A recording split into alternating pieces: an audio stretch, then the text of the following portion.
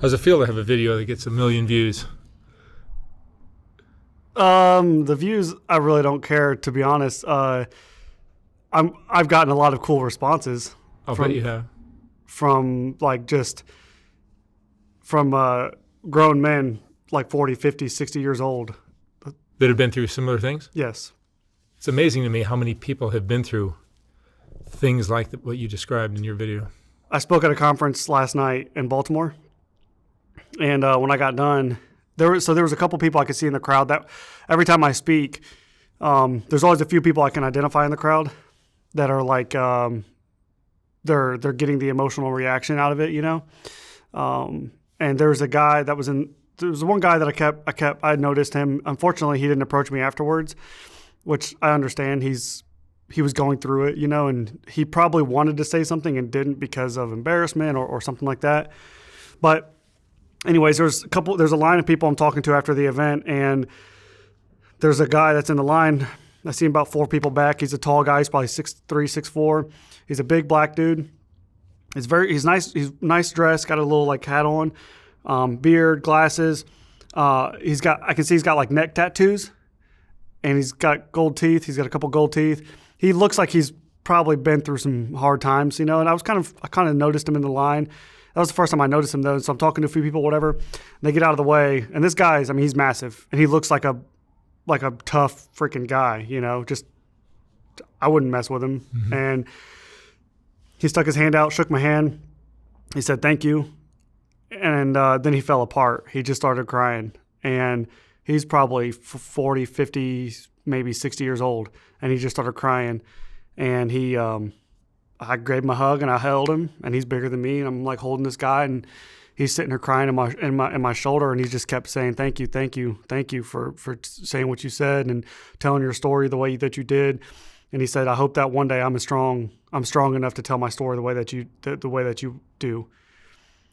And that, to me, is, I told those people at that conference. That's why we do this. That's why we do this. I don't have a blue check after my name. I don't have 1 million followers or thousands of views or billions of comments on anything that I post. If you looked at my social media, it's probably not impressive, but the metrics that I do have now are like "you saved my life" metrics. And I'm 40, 50 years old, and I've never told anybody in my entire life what's happened to me, and you're the first person that I've told.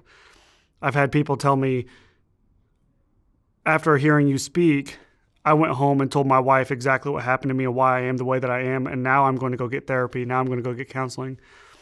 And so that's what's been incredible about this whole process. And I know exactly how those people feel because I was that person at one point, you know. This is all like serendipitous. Like I'm here because I saw Clark Frederick's interview. Right.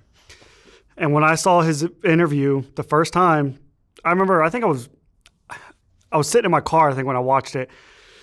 And I was like, you know, I saw like a 30-second clip and I was like, holy shit, like this guy gets it. And what I loved about Clark was he was like a big, imposing guy. He wasn't this like shell of a man who was, I'm sure he was maybe at one point in his life, but when he was telling his story, it was very powerful and like stoic. There's something about him that was just powerful. And it wasn't like, this happened to me and my life is over and I'm defeated. It was just powerful. And so when I saw that, and he was just very raw. Like you. Yeah, exactly. Just like me. You and Clark were about as raw as they get. Exactly. And so that's why I was like, because most people, when they talk about this, they don't want to share any details. And I think there's power in share, like you were just graphic. Yeah. Like you shared the graphic details of what happened to you when you were, like, how old was it? 10, 11, 12. 10, 11, 12. Yeah. It's like, I think the more honesty and the more details you share, the more you can shed the weight of it.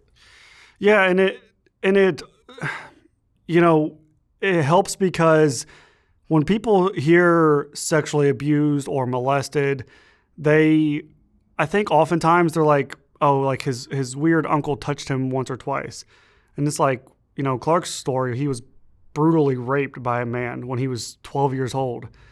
Not like a chill moment or like there was nothing calm about it. And even in my situation, probably 400, 500, 600 occasions of abuse over the course of nearly 6 years, you know. That was just with me. There was another boy involved. And so the reason why I get so graphic and why I think it's so important in certain occasions is because it brings a context to the whole situation. I wrote a book, and in the book, I only tell a handful of stories. I can't tell you 30 years of stories. There's only so much time and words that you can put into something. So I think that's where the more graphic you are in certain occasions, like the better it is, because it does add that level of like severity to it, where people are like, oh shit, like he didn't just get, touched once or twice. This was like a ongoing battle, which is incredibly traumatic for a lot of people, So when I saw Clark share his story, I felt it in me. And so I reached out to Clark, and I met Clark earlier this year. And like getting to meet Clark, I wish I would have had more time with him. We were pressed on time, so I had to go meet him and go. But when I got to meet Clark, I know how the people who reach out to me feel, because I feel the same way about like somebody like Clark. Mm-hmm. And even like interacting with you, I when I first saw that, I was like, holy shit. Like, so I didn't know who you were. So then I ended up finding out who Mark Leda is, and did my research and come out and meet you and get to share my story with you. That was a very, very like big moment in my life. And then ask you to write the foreword, and then you agreed, and I couldn't believe it. And I'm like, holy shit. Like, if there was one person in this world that I wanted to talk to, it was you. And to get that response was just like, man, it's so I know how those people feel when they tell me that I've saved their life. And I'm only freaking 30 years old, man. And I just had somebody just this morning actually message me on Instagram and told me that, ever since I've been talking to him, I've been talking to him for about 3 or 4 weeks now, probably longer than that, maybe, just about different things and how to cope and what I've done to heal, different books that I've read that have helped. And it's really cool, man. It's just cool to be able to help people get through it. I've learned so much. What kind of things are you learning? So I've read a handful of books over the last year. 2 of them that are really good are Dr. Bruce Perry. He's like a world-renowned, like maybe not world-renowned. He's world-renowned to me. He's like crazy. He's just incredible. But 2 books that he wrote is, one is the boy who was raised as a dog, and What Happened to You. And so those 2 books, just incredible. If you have any history of trauma, anything like that, I've never gone to therapy. That was one of the things that was in the comments on my last video. Was you can tell he's been through a lot of therapy. You can tell he's done a lot of work. You can tell he's seen a lot of people or done this or that. I've never in my life seen a therapist. I've gone to a psychologist like once or twice. I don't know if that's the same thing. How do you think you've come to this place where you're so kind of at peace with it all? Well, that's what I was getting at. Because I wasn't always like this, So before this year, so what is it, November right now? So 11, 12 months ago, I was a completely different person. Just completely different. I lacked empathy. So I could watch, even like your videos or your interviews and see people, and I would always think to myself, like, I got out of it. Like, why can't they? And I always had this like, this arrogance about me where I would see people doing the wrong thing or homeless, and I just wouldn't feel bad for them. I just was like, whatever, man. Like, I get it. Like, I had a hard life too, and I got out of it. So why can't you? So I had a very arrogant like mentality about it all. But this year, since I started telling my story and then I started to educate myself a little bit, I've become a lot more empathetic, almost to a fault. Almost to that when I see people doing bad shit, I'm like, yeah, there's probably something that happened to them. And I'm not trying to sound like I'm defending people, because there are some things that are inexcusable. Like people even ask if I hate my mom or if I hate Mondo, the guy that abused me. I don't hate him. I don't hate Mondo. I think something bad happened to him. And so to kind of tie it all in, I learned that because I read these books by Dr. Bruce Perry. One of the books is What Happened to You. And he talks about, the effects of childhood trauma, neglect, and abuse. Like I said in the previous video, it's the leading public health cost. America spends over $14 trillion a year treating those things. And a lot of times we always ask, like, why is somebody the way they are? Why are you acting like this? Why do you do these things? We very rarely ask what happened to that person to make them become who they are. And most of the time it stems from childhood trauma, neglect, and abuse, right? We've talked about this. So a better question is what happened to them, but even deeper is what may have not happened for them. What love, affection, nurturing did they not receive? Because those things are human elements that we need to survive and to learn how to become a human. So if you grow up and you spend your first 5-6 years not receiving any kind of affection, connection, nurturing, love, any of those things, it's incredibly difficult for you to have those behaviors in your adulthood, because you learn, that's how you learn those behaviors is in your childhood. So when you don't have them, you don't have a father and a mother, you grow up and then you become that person. And so when I read Dr. Perry's books, I realized basically how much of a kind of a piece of crap that I was being, even towards my wife. I talked about it in my last video where, multiple times I asked her to leave me and she just refused to leave me. She just refused to leave. And I was manipulative towards her the same way that I had been manipulated my entire life. And so, I interviewed a girl who had a domestic violent relationship. And the whole time I'm talking to this girl, she's telling me all these things that her boyfriend would do to her. And there was nothing physical. It was all psychological, like emotional, which is most of the time it's much, much worse than being physically abused, right? I think most people would agree to that. And while the whole time she's talking, I'm like, I could see myself in her story, because that's how I was towards my wife, where I would come home and if I wanted my wife to be upset, I would just tell her, or I would act a certain way. I wouldn't talk to her for 3, 4, 5 days. If I wanted, if I wanted my wife to be upset, I wouldn't talk to her for a couple days. If I wanted her to be happy, I could come home and talk to her and do certain things. I could just control the element of the home just by the way I acted, and it was just all manipulative behaviors. I refused to love her and to compliment her and to be affectionate towards her. 11 months ago, I wouldn't be able to talk about her on a platform at all. I would tell people whenever I did like any kind of interviews, I would tell them I have a wife and kids. I have these 2 kids and they're beautiful. I love them to death and they're amazing and they're my world. And then I would say, and I have a wife. And that was like the extent of the conversation with her. And I just couldn't talk about her. And it's just hard, man. It's hard doing that, So yeah, I've learned a lot, man. I mean, those 2 books have helped me a lot. I've learned about, one of the things I talked about yesterday at the conference was the fear of success. And I got this from another book. It's called Objective Secure by Nick Lavery. He's a Green Beret. He is the first above-the-knee amputee to go back to combat as a Green Beret. And he's a truly incredible human being. I think there's a lot of people in the world who, like, they'll offer help or they'll say they'll help you, and they just don't ever do it, or maybe they're too busy. I don't know. But Nick he's one of my mentors now. He's the one he helped me get my book kind of where it's at. And he gave me a lot of advice on getting my book going and all that stuff. And anyways, I was reading his book before I went out and did this conference because I just wanted a little bit of motivation or whatever. And he talks about it in his book too, the fear of success, which I think most of the people that you've interviewed could probably relate to this.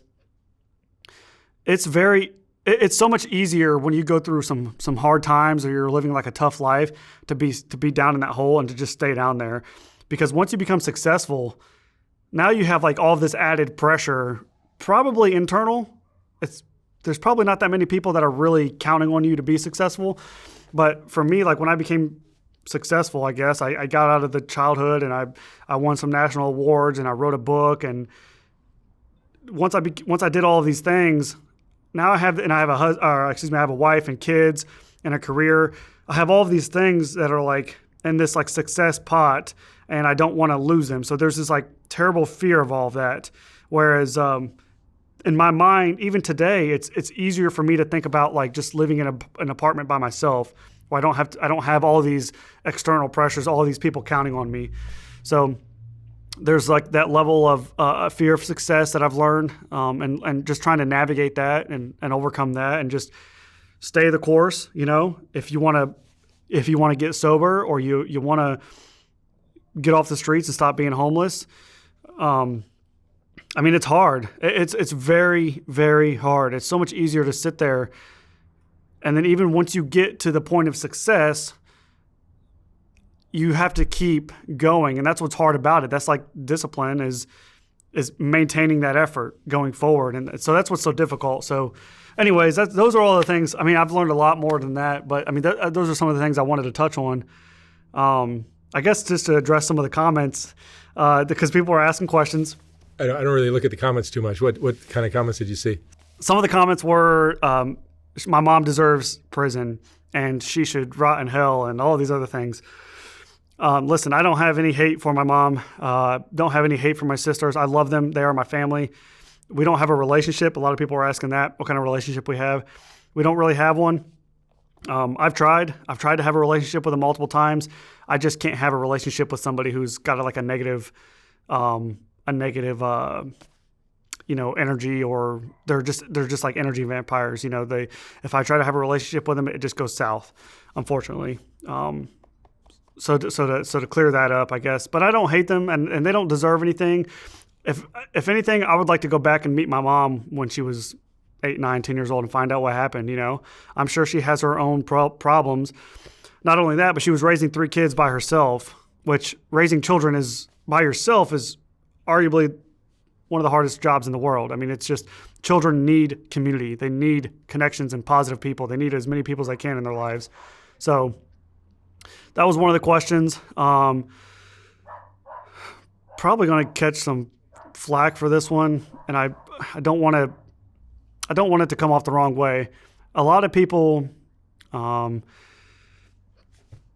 tell me to like pray and to find God, and God has touched me and all of these things.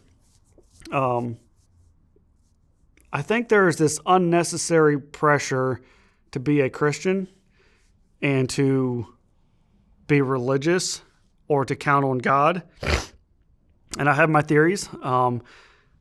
I think that so many people that are in bad places, when they ask for help, people are like, I'll pray for you. And we're going to pray and go to the church and pray. And I think so many times, like, people are looking for like tangible, like things they can actually grab a hold of instead of just praying and praying and praying. Because I think if you are religious, that's great. But praying doesn't.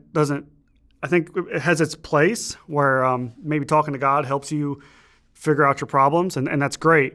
But you have to take action. And even people who, like most people who have a very, very traumatic past, I would say like 99% of them, when they do come out of it, they do go back to God and they say, God save me. Well, when you're pitching your story to somebody and you say, well, and they ask you, well, how did you get out of your situation? And all they have to say is, well, I prayed. I just prayed. And it's like, no, you did something there were some things that you did other than praying that helped you get to where you are at. And here's my theory behind the reason why they can't explain that, right? Dr. Bruce Perry talks about this, not specifically to religion, but when you're going through trauma, you're going through adversity or some sort of craziness, your brain goes into this reptilian state of mind, like quite literally survival. You are just focused on surviving, and that is it. So you don't, even in my adulthood, for me to, if you would have asked me 10 months ago, how did I get out of it? And I'm like, I would just tell you, like, I got out of it myself. Like, I just survived, and I don't know, I just did it. And now as I've reflected in writing my book and thinking about it and telling my story and talking to people, I've realized, like, there was all of these other things that came into my life, different people at different times. I had coaches. I had, just different people. My wife, at one point, she stepped into my life and really helped, obviously. So I have gone through the work of like thinking about my life and what the things that I actually did in these like very pivotal moments in my life that steered me one direction or another. However, I could just like lay back and talk it up to God and just say, God, save me. And I think that when people do that, they're doing not themselves a disservice, but others. Like if you're going to offer your advice to somebody and the only thing you have to say is God saved you, well, I think that you're doing that person a disservice because they need like some actual, if I go out here to Skid Row or wherever and just tell all these people to keep praying, like that's not going to save them. Like there's a thing that has to happen. There's there are actionable steps that you have to take to get out of the situations that you're in. And praying might help. I'm not knocking it. I had a conversation the other day because I got canceled for a speaking event because I'm not a Christian. I got booked for it. They agreed to buy 100 books. And then the next day they called me and canceled me because I'm not a Christian. And I tried to explain to the guy, and this is up in the air still. I still might get booked for it. He's got to talk to God about it and figure out if he wants to do it, is what he told me. So hopefully it doesn't get in the way. And nonetheless, I told him, I don't. So here's the comments that I'll get from saying that is they'll say, well, I can understand why you would hate God. I can understand why you'd hate God and why you wouldn't believe in God because God does all these horrible things or free will and all these other things. I don't have a hate for anybody or any religion. I don't hate God. It's just I don't like fish. Okay, so I don't eat fish. That's just how it is. I don't hate people that hate it. So to answer those questions of people that were commenting and saying about God. Yeah, I'm not a Christian. I'm sure that a lot of people are going to say screw him or something now. Hopefully not. I think there's an unnecessary pressure to become religious or to turn to God. And so a lot of people think that they can't get out of their circumstances unless they become this highly devout Christian or religious person who depends on God. I think that that's an actual barrier to entry when it comes to survival. I think that if I come out and tell my story, but I'm not a Christian, what's it? People are going to judge me, and it's incredible, man. It's just. I have felt that pressure, and I told that guy that canceled me for the event. I told him, I said, I could be a sellout. I could go on Instagram or YouTube or whatever, or even put it in my book that I gave my life to God and now my life turned around. And it would be a magical story, right? Childhood trauma, arguably, to a lot of people, it's the worst story they've ever heard. My childhood. So this like comes from crazy story, turns to God, and then now he's saved. I mean, that would sell. Like that's like, I could go all over the world and sell that. I could sell that out. And I don't, because that's not who I am. And I think that there are a lot of people who go through some bad things or put themselves in bad places. And it's very marketable to come onto a platform and talk about talking to God or seeing Jesus or all these things. And so I just think it adds this unnecessary pressure for everybody else. And people all the time, they always tell me, well, you just give it a try or God will find you one day.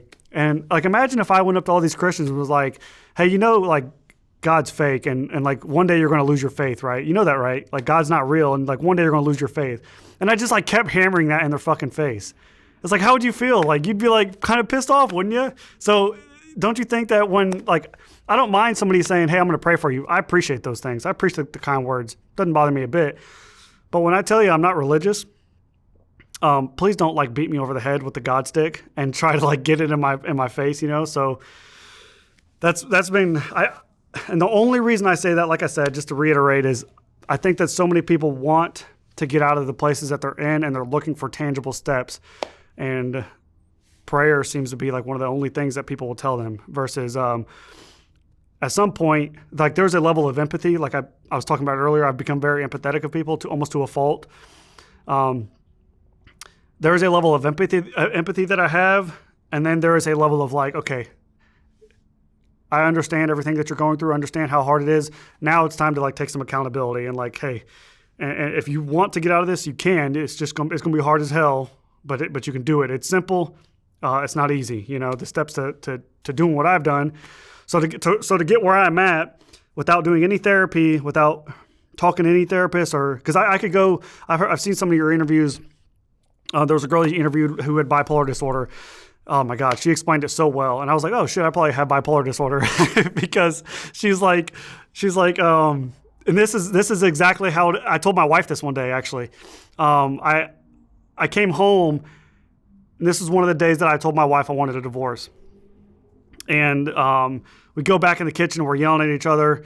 and I told her, I said, there are so many days where I want to come home and give you a hug. And I think about it on my way home. I'm like thinking I'm driving them, and I'd say, okay, I'm going to go home and give her a hug. I'm going to buy her some flowers, and I'm going to say this to her because she looked really pretty today, or she looked, whatever. And I got this guy on my shoulder, and he's talking to me, and he's like, yeah, man, we're going to do this. And as soon as I walk in the house, this other guy's like, man, fuck her. And I'm like, dude, what the fuck? And so as soon as I walk in the house, I'm like, don't talk to her, don't look at her, don't, just ignore her. My wife would dress up and walk in front of me. She's looking for that attention that women want to be craved. They want to be chased. And I think I maybe know that, but was also like, because of that, I am not going to do it. When a woman dresses up and looks pretty, she wants to be complimented. And I know that. So because I know that, then I would just be like, I'm not going to give it to her because I know exactly what she wants. And so that girl with BPD, she was talking about it like that with the people on her shoulder, like controlling her. And I was like, holy shit. So I could go talk to a therapist and I could get whatever diagnosis I wanted. I mean, I just know I could. The problem with that, I think, is a lot of people live by that diagnosis. And they're like, well, I have BPD, or I have ADHD or ADD, or I have OCD, like the guy, the clown who has actual like OCD. Like, holy shit, like, you think you have OCD, like, watch that. And then I explained that video to people, and he's like, freaking, you're going to kill your sister. No, I'm not. Yes, you are. No, I'm not. No, I'm not. No, I'm not. And it's like, oh my gosh. So, man, so that was really cool to see her talk about that. But yeah, being able to, I could go to any therapist I wanted, I could get any diagnosis, and then I could just live by that. I could just go around the world, this is what I did for a long time, even when I was in the military, is I would just act up and do dumb shit, even towards my wife or towards other soldiers or whatever, even in my professional career, or even when I was in school when I was a kid, I can act up and do whatever I want because all I have to say is like, you don't know where I come from or you don't know what I've been through. And then you just live on this like victim card, right, for the rest of your life because you had a tough life. And so that's like your get out of jail free card. And you can use it. And most people, once you tell them, well, what does that mean? Like once you tell them what you've been through, they're like, oh my God. And then they just feel horrible for you. So then they do let you get away with all those horrible behaviors, right? So I think it's interesting. I think it's, I wouldn't mind seeing a therapist. I mean, I would do it, but there's like time and money, which are, once again, barriers to entry. Are you still coming home and treating your wife this way sometimes? No, not at all. You seem pretty stable mentally and pretty together. Yeah. I mean, it's so crazy how I act now, even towards my kids, like how I act now versus how I acted a year ago. It's pretty astounding to know that you're this healthy after everything you've been through without a therapist.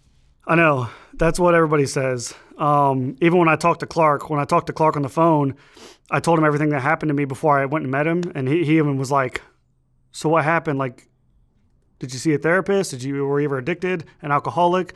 No, I was never any of those things. He's like, well, how the fuck did you survive? And I was just like, I don't fucking know, man. Do you think maybe some people are just more resilient than others? I think some of us are born with a level of resiliency. That's what I think. I think some of us it's like in our blood. We were just designed, to fight. You're just tougher. It is what it is. I mean, I think there's an element to that. Now, I mean, with that being said, I think anybody can get through hard times. With that being said, I think there are some situations that are truly insurmountable. And I think when people like begin to recognize that, like I've seen so many of your videos where the girl's 10, 11, 12 years old and she's already a prostitute. How do you recover from that? Those I don't know. I mean, because I have overcome my problems in life, it is like my duty and obligation to help others get through their life now. Like that's just my calling. That's what I'm doing now because I got through it. I can't, like what a tragedy it would be to go through all this shit and not survive and come out on the other end and not help people. Like that's kind of where I'm at now. Yeah. So that's, I got, touched on mom and sisters, don't hate them. Touched on, a lot of things going on. Finished my book up, so that's pretty exciting. So when's your book come out? My book will be out December 2nd. What's it called? Strength Beyond the Shadows. Strength Beyond the Shadows, December 2nd. Forward by Mark Leda of Soft Fight Underbelly. Is that going to be on Amazon or? It is, yeah, Amazon. Yep. Awesome. Go ahead. By Seth. What's your last name? Gehle. Yeah, Seth Gehle. Yeah. Yeah. That was a question a lot of people had too. It was like, how the hell do I find this guy? Gehle. Gehle. Gehle. L-E. Yep. Got it. Seth Gehle. Yeah. And I have a website, sethgehle.com. I'm on all the social medias as well. So yeah, you interviewed somebody. Oh, this was a good one. His name is Kenneth. I don't know if you remember him. He was like the school shooter. Just recently. Yeah. So, man, that was a great one. Yeah, that was pretty raw. Yeah. So he was awesome. Yeah. That fucking kid, I was like, and he's so young. Was he like 18, I think? 18. Yeah, I was like, this guy, like I was fucking blown away. I love those kind of like, he's just laying it all out. Dude, so you don't get that kind of raw honesty. You did it, and Kenneth did it, and a few others have done it, but it's a whole nother level of honesty. So when I spoke yesterday at that conference in Maryland, I opened up the conference with my school shooter story, which I actually forgot to tell you. But when I was 17, I had a teacher that was talking to me after class one day. He was getting on to me. I had just joined the Army Reserves, and so he was getting on to me about my behavior in school. And he's like, he's like yelling at me and stuff, and he's telling me, the Army's not going to tolerate this. And I told him, I said, I didn't say anything. The whole time he's talking to me, I was thinking in my head, if I had a gun right now, like you wouldn't be saying any of this shit to me. And that night I go home, I get on Facebook and I post a status and I said, sometimes when my teachers are talking to me, I just wish I had a gun so they would shut up. And one of the kids that I was friends with, his family was like a parole officer or something like that. They saw the post or it was sent to him or something. So I showed up at school the next day, didn't think anything of it, got called down to the office, and principal was telling me, he's like, hey, we saw what you said. This is obviously very serious. I mean, and this was almost 15 years ago, back before school shootings were what they are now. And he tells me they're going to call the police, press charges. They're going to run the gambit on me, and they're going to hammer me, make an example out of me. And I sat there and I cried. I put my head in my hands and I just screamed and cried in his office because I felt horrible, like it was a stupid mistake, and I wasn't going to do that. But I was 17 years old, and I had just gotten through every last bit of my like childhood trauma. I didn't have anybody to talk to. This is probably the part where therapy would have freaking helped me as a young man, right? Right. And as I'm sitting there in his office, my wrestling coach in high school walks by, and I turned. My wrestling coach is right here in the doorway. He turns, looks at me, and he's like, throws his hands up. He's like, what the fuck? And I'm just sitting there crying. He walks in the office because the principal had walked out.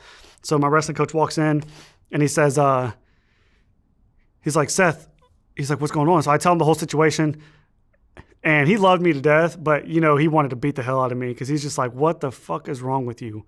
Like, why do you keep doing this dumb shit? Because I was just always like, just saying dumb shit, pissing people off. And so I just apologized. I told him I knew my life was over because I had just joined the reserves and the Army. And so, like they were going to arrest me, all these things. They were probably going to kick me out of the Army for this shit. He walks out of the office. My principal comes back in like 5-10 minutes later, and he's like, Seth, you're very lucky. You have some people in your life that care about you, or people in this building that really care about you. He said, we're not going to call the police. We're not going to do anything. We're just going to give you alternative school for like a week. So I went from like damn near going to freaking juvie or whatever, I don't fucking know, to just going to alternative school. All because my wrestling coach stepped in and freaking vouched for me. So I tell that story to people because all of these kids that are like struggling and doing dumb shit and bad shit in school, people are just like chalking it up to bad behavior, and they don't realize like how much bullshit these kids are going through behind the scenes. And that for me is heartbreaking. I mean, when I think about kids like going through what I went through, man, I just could, like, when I think about kids in a room alone crying, or sometimes like completely emotionless, and there's like all kinds of like drugs and violence around them. I mean, that's just heartbreaking. It's just so sad, and it breaks my heart, and I want to save them all. Obviously I can't do that, but I just feel so bad for those kids in those situations, and it just sucks. And that's where I came from. So it just hurts my heart to think about those kids in those places, and they just need a hero. They need somebody to step up and save them, or to vouch for them, or to love them every day. When they go to school, oftentimes teachers are the first line of defense. It's always interesting to me to listen to I've heard so many stories now, and there've been more than a few dozen, where someone is describing who they were when they were 17 years old, 15 years old, like a real problem child, like just a kind of a throwaway. That kid's never going to end up a worthwhile adult. They're just going to end up in prison, and that's going to be it. And somehow they crawl out of that, and they become like really honorable, great adults. And it's amazing to see that can happen. It is. I spoke at a juvenile detention center recently. There was an 11-year-old in there for murder. He stabbed another kid in the head with a screwdriver. And I was in there trying to talk to this kid like, I can empathize with you, to some extent, but I just, man, like, imagine what's going on with that kid's life for him to do something like that, Yeah. And the system's just, due to lack of education and information, they just, I don't know, man. I don't know. There's not a solution. I think that's something that a lot of people are looking for. They're looking for like a 3-step process to fixing the problem. Yeah, an easy solution. Yeah, and that's just not it. There's a lot that needs to happen to fix the world and change what we have. I think there's a lot of people that are in positions to do those things, but they don't want to. I think the world donates millions and literally billions of dollars to animals and dogs and cats in America to put them up in humane shelters and feed them and clean out their shit every day. And we have just millions of children who need help, but it's not sexy. So you can put a picture of a cat or a dog up on a billboard on the highway and get all kinds of donations, but you won't freaking help no damn kids. Companies will have company events where they go and volunteer at a humane shelter instead of going to like a foster home and giving these kids some attention and some love and some like outside influence. So there's just so many elements to it. There's so many things that could be done, and the world is lacking that right now. But I think, I don't know. I think it's turning around. I hope it's turning around. I think there's a lot of organizations that are coming out and trying to advocate for children and protect them.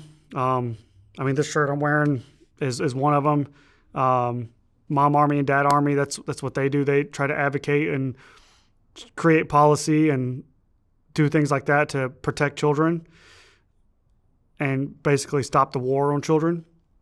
One of the things that they helped pass was anybody who traffics a child in Arizona, either purchases or sells, if they're caught, they'll be sentenced to life, their natural life in prison, not like a 15 to 25 or whatever, like if they're going to prison for the rest of their life. And so that's like kind of one of the things they helped get through. It's called Kaylee's Law. Kaylee Kozak, she's trying to get that pushed in all 50 states, to protect children from trafficking, because it's the world's leading industry. $850 billion a year spent on child trafficking. There are children that are, parents. There's websites where parents take pictures of their kids in bathtubs and say who wants them tonight, and people are selling their kids online. There was, there's just so much, man. There's so much, and it's sickening that people like don't have. To me, it's kind of disturbing that people don't have like an undeniable like relenting fire in their body to like fight these things, So I know that not everybody's going to have the same passion and all those things. Like I have to come to terms with that, and it's like a fight that you're never going to win. So, I don't know. A lot of things still screwed up in our world. Yeah, man. I mean, I've been all over the world. I've been all over. One of the things that so when I was in the Army, I've been to Africa, the Dominican Republic, Afghanistan, all over Europe. One of the things I thought about while I was in the Army was like special operators, Green Berets, Navy SEALs, all these special operators. And I always thought, like, I wonder if their life is harder than mine was when I was a kid, or if they would compare, or if they would have survived my childhood. Because they go through this selection, and it's very tough. And then they go into like all these special operator missions, and they're killing people, and they're doing all this cool shit. And it's a very tough life. But I wonder if they would have survived like my childhood. And so, like, even when I wrote my book 3 times and deleted it all 3 times. Like, no share drive, no cloud, nothing. Just deleted the shit because I was like, I would get 30, 40,000 words into my book, and I'd be like, oh, it's not that bad. Like, it's not that bad. People have had worse. Like, whatever. And I would just delete it. And even when I was in the military, I thought about this. Like, man, my life isn't that bad. Like, look at all these guys that go to war and do all these other things, and look at these kids in Afghanistan who grow up with freaking rockets and missiles every day. And one of the things that I was talking to a buddy of mine about recently, and he was talking to a Navy SEAL, and the Navy SEAL told him, when you were a kid, you didn't have a bell to ring. There was no bell to ring. There was no way to quit. There was no way out. I couldn't, when I was going through my childhood and most people, there was no like bell that I could ring and say, okay, I quit. I give up. And then, because when you do that in Special Forces or Navy SEALs, and you go to try out for that stuff, there's a bell. You can just quit. You can quit whenever you want. You don't have to go through this shit. It's all voluntary, So you can quit whenever you want, and then you go get the warm meal in the truck, and it's enticing, right? But as a child, you have no bell to ring. You have no option but to continue going forward. And so once I heard that, I was like, oh shit. I was like, okay, like this is pretty powerful and pretty tough to talk about and to help. And so, there's something else I wanted to talk about too. There's an interesting thing about sexual trauma and combat PTSD. They're like arguably 2 of the worst types of trauma that you can experience, whether even like first responders as well, And the reason being is because when you're trying to get rid of those memories, the bad memories, or even, you're trying to get rid of the bad memories, when you trying to push them out, when you think about the good times, there are bad times that come with it, right? So most people are abused by somebody in their home, in their household. So they might think about like their dad or their mother, and you have really good memories with that person. Maybe they taught you how to ride the bike or play football, or you're out in the yard, or they tickled you and eat dinner and all. Like, there's just like, he was a good person in your life, and so there's a very important person. And so when you try to get rid of the bad memories, all the good memories have to go with it. Similarly with combat PTSD, when you go to war and one of your buddies gets shot in front of you, when you think about him in the future, you think about playing cards and spades and talking shit and sharing meals and all these hard times you go through together, but they're fun. There's something fun about it. Unfortunately, all the bad memories come with it. So there's this like sexual trauma and combat PTSD are very similar in that way, is that person that's such a good memory of yours is also just as bad because you remember all these hard times or whatever. So it's just learning a lot. The more I've learned about trauma and like what it does to you, the more it's been like that's been therapeutic for me. So it's helped me. A lot of people ask me how I'm able to talk about it so clearly and understanding. You just have to be, one of the crazy things like with Mondo, the guy that abused me, he was just as much as he was like the worst thing that ever happened to me, he was also the best thing that ever happened at the same time. Because if it wasn't for him, I wouldn't have gotten out of my mom's house. Like, I wouldn't have survived all of that, Like, I was like, she was heavily addicted to crack and coke and abusive and all that shit. I mean, I wouldn't have survived without him helping me on the weekends by doing the little bit of good things that he did for me, So it's coming to terms with shit like that has helped me a lot. I mean, it's just been a hell of a ride. And I'm glad that I finally, committed to writing the book and committed to telling my story. And I think a lot of people feel when they see me tell my story, a lot of the comments say, he's like the strongest man in the world. And I've never heard anybody talk like this. And I think for some others, then there's this unnecessary pressure that they have to tell their story. I think there's a lot of people that feel like because he told his story, I have to tell mine. Or if I don't tell my story, that I didn't go through as much pain or suffering. I think that there's some people that go through some hard times and then they feel pressured to share it. And like, you don't have to share your story on a public platform. You don't have to do those things. So I don't ever want anybody to see my story and to think that they have to go out and share theirs. So, if you want to message me in private or talk to somebody else, I mean, I think that's great. I think that's very helpful, but I don't think you don't have to do anything. You don't have to share your story anywhere. So, I did it because I'm comfortable with it. And, people are going to talk shit regardless. They're going to say what they want to say. They're going to say that, he enjoyed it or why did he go back? They're always going to have something to say. So if you're going to share it, just be prepared. But there are so many more comments that I get, so many more messages, freaking, being able to help. I guess the last thing I was going to talk about, unless you had any questions, was so Chad Couples, he was the police officer that helped me.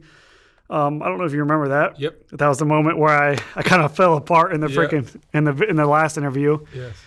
So pretty cool. I got to go back to Ohio and speak at a conference. That was the first conference that I ever spoke at. Chad was there.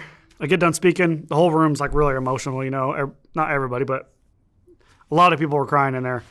And it was kind of crazy because it was mostly social workers. These people see this shit every single day. And so when you make a social worker cry, like, you probably pulled on the right strings. It's a pretty intense story. Anyways, when we get done, when I got booked to speak at that conference, I told the lady, I said, there's only one request that I have, and I want to be able to give Chad an award. So I got done with the speech, whatever, and then I started talking about Chad, and he was there, and man, it was so cool. He stands up, and I got him this custom blue line flag made, this big wooden flag. I got a little custom plaque made for him. I read the citation, June of 2011, something like that, when Chad Couples reported to a sexual assault case number XYZ, and present this award to Chad, and that was really cool. That was really emotional. I finally got my tears out for that one, or I had that like really visceral response the last interview I had, which was it was so helpful to talk about that. Because I think that's probably the first time I've talked about my wife like that on a platform, or just maybe ever. Same thing with Chad. You think about those very emotional moments, and it helps to like really cry through those things and like let it come out. I think so many people will start to talk about it and they stop, and it's like, go to that place, like find that place, go there and freaking get those feelings out. One of the cool things I did too when I was in Ohio, I saw my wrestling coach, Mike Abbey, incredible freaking guy. But when I saw him, I hadn't seen him in like 10 years, and I was scared to talk to him because I thought he'd be pissed off at me because I was such a shithead. Anyways, I walked in, and this is where like this is what I think a lot of people should do. And even like when I tell you thank you all the time, I don't know if it comes off as like weird, but I'm so fucking grateful for so many people. Like so when I tell somebody thank you, like I'm not fucking around. Like I'm so freaking thankful for you, for people like Clark, one of my mentors, like I said earlier, Nick Lavery. There are people that I think in my life that are just so impactful. And so anyways, I walked up to my wrestling coach. I haven't seen this guy in like 10 years. I saw him he was coaching a wrestling tournament. I walked up to him, patted him on the back. He turned around. He's like, Seth fucking Gehle. And he turns around. He gives me a big hug. And I just hold him. And I immediately just start crying. Just fell apart. I'm like a grown ass man holding this other man in a gym with a bunch of high schoolers wrestling, and I'm holding him and I'm just crying in his arms and I'm just thanking him. I'm like, you saved my life. You saved my life. I kept telling him, like, you saved my life and I love you and I'm just so thankful for you. I cried for like 30 minutes and I got that out. And so now I don't have to cry about, I don't have to cry about that whenever I talk about it anymore. But there's just been so many people, there's been so many people. One of my buddies, his name's George Hayworth. He's a very good guy. He's one of my mentors now. He's like one of my coaches. He does like men's development coaching, things like that. He has a curriculum that he teaches on it, and it's really good. But anyways, he was the one who kind of straightened me out about my marriage. Whereas I talked to him about my life. I shared my story on his podcast, and then we got to talking, and he basically told me one day, because I was treating my wife so not right. He told me one day, he said, Seth, you do jiu-jitsu, you're a combat veteran, you run all these ultra marathons, you do all this like really hard, tough guy shit. And he's like, but you can't even go home and love your wife. You can't even go home and give her the love and affection that she deserves. He's like, how much of a man are you? How tough are you if you can't even do that? And so when George kind of punched me in the chest like that, that's actually when I started to like really, I was like, you know what? He's right. If I could do all this hard shit in my life, I can write a book and run these ultra marathons and go do jiu-jitsu and all this other hardcore shit. And I think I'm so tough. Like I got to be able to be strong enough to love somebody. And so I did. I started doing that. And now part of that too is just being kind of trying to return that favor to people like you and George. And like I said, Clark and freaking other people that have just massively impacted my life. And that's what I'm doing now. I'm just trying to share my story. Well, you're helping a lot of people. Yeah. By doing that. Yeah. Seth, thank you so much for coming back. Again, tell me the story, the info on your book again. Yeah. So, the book will be out December 2nd, 2024. So here in like 9 days. December 2nd, 2024. Strength Beyond the Shadows. You can buy it on Amazon. Seth Gehle, Gehle. Seth Gehle, yep. Gehle, yeah. Excellent. All right. Thank Seth, you. Thank you very much. Thanks, Mark. All right.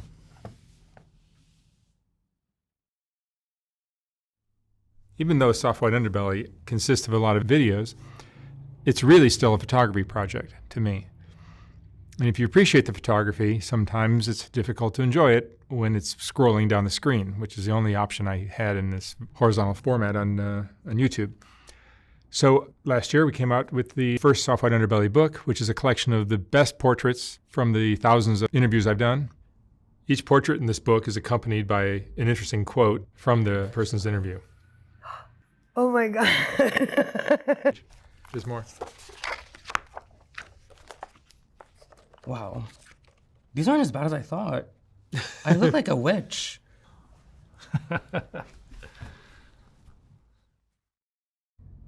I will not be reprinting this book when it sells out. So once it's gone for good. You can order yours at softwhiteunderbelly.org. $125, $150 for a signed copy. And thank you for watching.